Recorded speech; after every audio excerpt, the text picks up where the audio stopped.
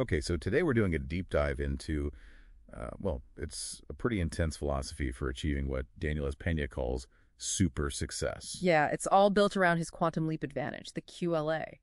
We're looking at how he lays this out, mostly from his book, Your First 100 Million. And this isn't just theory, right? I mean, the hook here is his own story.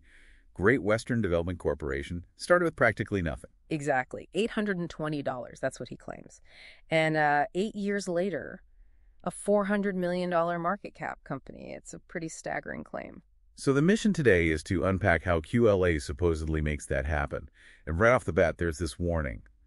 It's not for the touchy-feely. No, definitely not. Mental toughness is paramount. And step one, according to Peña, is ditching conventional wisdom. He calls it the loser's crutch. Wow, okay. So standard advice is crap because it keeps you safe, mediocre. Pretty much. He argues it actively prevents the kind of, massive risk-taking you need for those quantum leaps. It reinforces playing small. And tied to that, he says ditch logic, rely on instinct.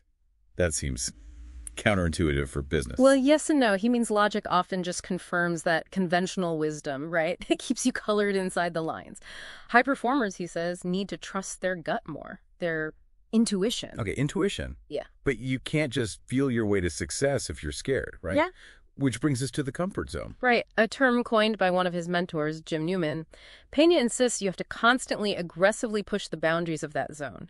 Treat success like a place you need to get comfortable in before you arrive. So how do you practice that? By acting the part, buying the expensive clothes, driving the nice car, even if it feels like a stretch. It's about mentally preparing yourself, removing that friction of feeling like you don't belong. So this isn't your typical save every penny startup advice. It's almost the opposite spin to project success.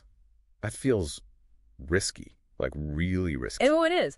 But he frames that risk as essential leverage. It's part of creating the perception, which leads us straight into how GWDC actually got started with that $820. Yeah, tell us about that. $820, a phone, the least facts. Well, then what? Then perception hacking, basically. He landed $50 million in fuel contracts pretty fast, how? By partnering with an established player, Marion Refining, essentially borrowing their credibility overnight. Okay, but here's the wild part I read. That $50 million deal, it only netted them something like $90,000 profit. Exactly, because the profit wasn't the immediate point. The point was the perception. Suddenly, GWDC looked like a major energy company, and in his view, that perception starts to become reality. So this is where other people's everything comes in. You got it. OPM, other people's money, but also OP, other people. Their skills, their contacts, their reputations. Leverage everything you can to seem bigger, more capable than you are yet. It feels like walking a tightrope. What about failure? An approach like this must involve huge wipeouts sometimes. He reframes it. Failure isn't failure. It's just testing. It's data. You need it to grow. You need it for the QLA. Like the Babe Ruth analogy he uses. Yeah, exactly. Babe Ruth struck out more than anyone else at the time. Record strikeouts. But we remember the home runs. Why? Because, as Peña puts it, he kept swinging the damn bat. You have to take the swings. Okay, swinging the bat, and then there's buying a castle.